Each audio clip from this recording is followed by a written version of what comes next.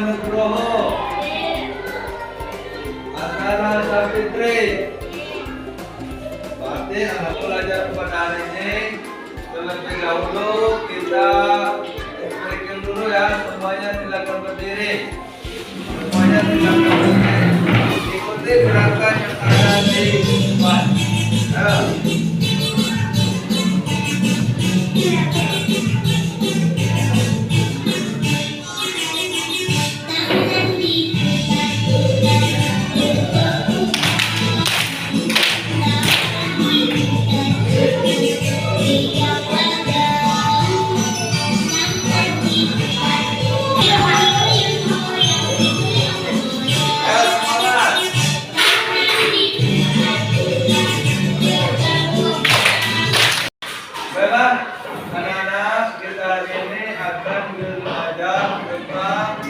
Berpikir komputasional, lumayan berpikir berkreasi. Sebelumnya pernah melihat robot? Gimana? Video ya. Robot itu bisa bergerak sendiri. Tidak bisa ya kalau tidak ada yang mengendalikan atau menggerakkan. Karena robot itu hanya mengikuti apa yang diperintahkan oleh yang mengendalikannya atau oleh manusia. Nah, sekarang pembelajaran kita pada saat ini adalah berpikir komputasional applied, bermain berpikir berkreasi ya.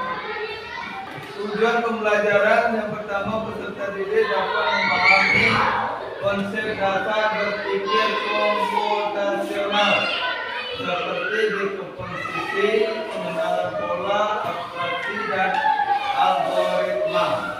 Jadi semua ini adalah termasuk dalam pembelajaran coding, ya. Coding ini merupakan bagian-bagiannya.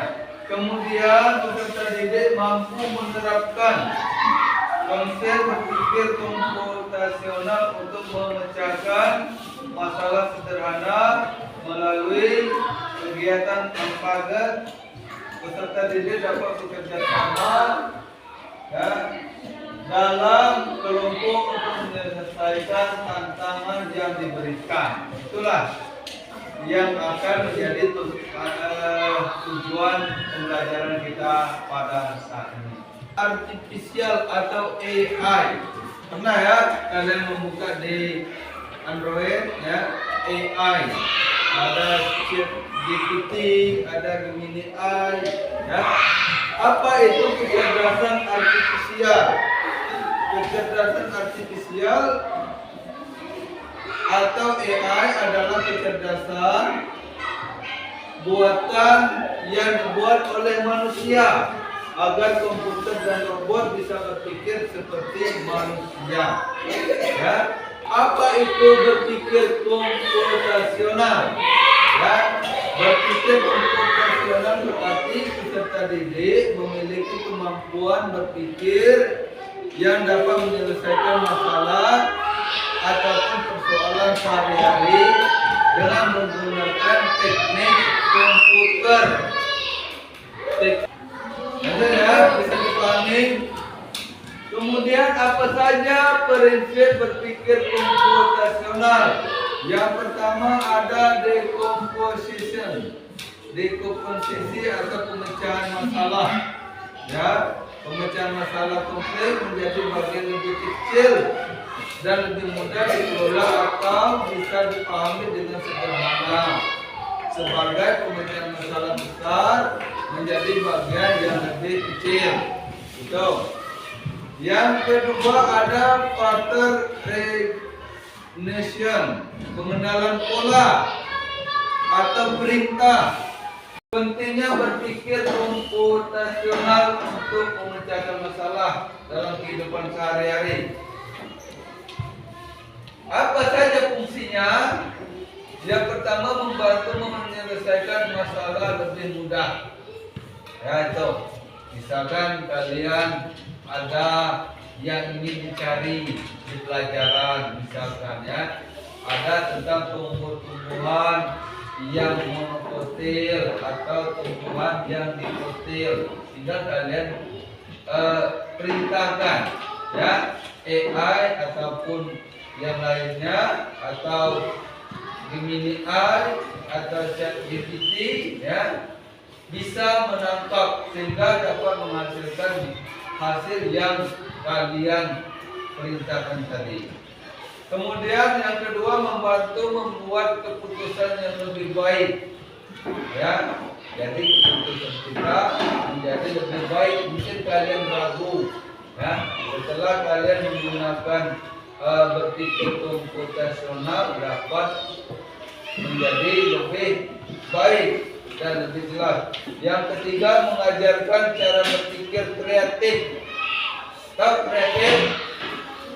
Kreatif itu kan banyak ide, banyak bahan pemikiran, ya itu yang dimaksud kreatif dan terstruktur, jelas, menghemat waktu dan lebih efisien. Jadi tinggal kita perintahkan, ya AI atau kecerdasan artifisial, maka hasilnya dengan cepat, ya akan terjawab. Cuma membantu beradaptasi dengan teknologi. Jelas ya, kita sekarang ini zaman sudah canggih, sudah modern, maka kita harus ya beradaptasi atau mengikuti kemajuan teknologi. Jangan sampai kita tidak bisa ya menggunakan teknologi yang ada pada saat ini. Kesempatan ini kita akan mempelajari ampal belajar itu artinya ya secara Asia berasal dari bahasa Inggris yang berarti tidak terhubung ke listrik atau tanpa kabel. Dalam konteks yang lebih luas, istilah ini sering digunakan untuk suatu yang dilakukan tanpa bantuan teknologi elektronik. Singkatnya, berpikir yang tidak menggunakan internet. Ya. Ada yang mau bertanya? Saat ini silakan. Yang mau bertanya silakan. Silakan, Haji. Apa itu kecerdasan artifisial? Oh, terima kasih, tepuk tangan dulu. Jadi apa yang dimaksud dengan kecerdasan artifisial? Kecerdasan dibuat oleh manusia agar komputer dan robot bisa berpikir seperti manusia. Bagus, cepat sekali.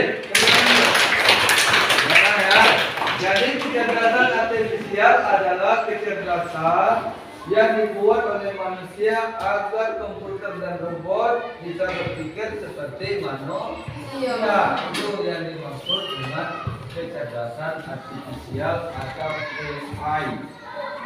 Nah, selanjutnya untuk memperhatikan ya pembelajaran kita pada kesempatan ini, Bapak minta kepada 2 orang dari kalian untuk maju ke depan. Yang satu berperan sebagai robot, ya, yang satu sebagai pengendali atau manusia kita. Silakan yang mau maju ke depan, beri tangan. Nah, silakan Arsyad dengan Pak Gunawan. Tepuk tangan dulu. Ini adalah contoh dari kecerdasan artifisial atau unplugged, ya, tidak membutuhkan internet. Nah, ini yang ini berperan sebagai robot, ya. Nah, ini robot.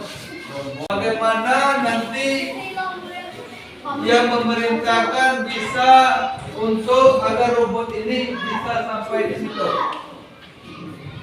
dengan teknik aba-aba yang terstruktur dan jelas. Silakan kendalikan robot ini agar bisa mengambil bunga di situ. Ya, robot ini jalannya lurus-lurus. Apa 2 langkah ke depan? Ini satu keramik itu 1 langkah. Silakan kira-kirakan oleh yang memandu robot. 8 langkah ke depan. Ingat robot. Oh, jelas itu. Ada kanan.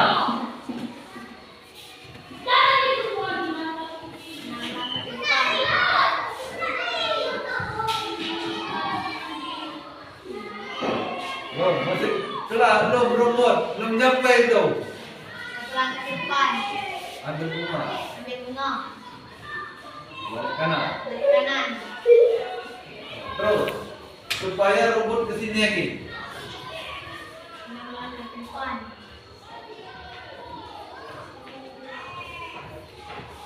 Belah kiri.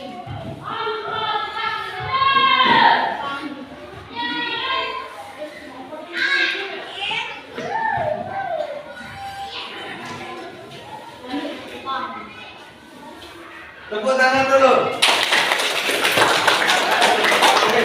Kasih, wow. Kasih.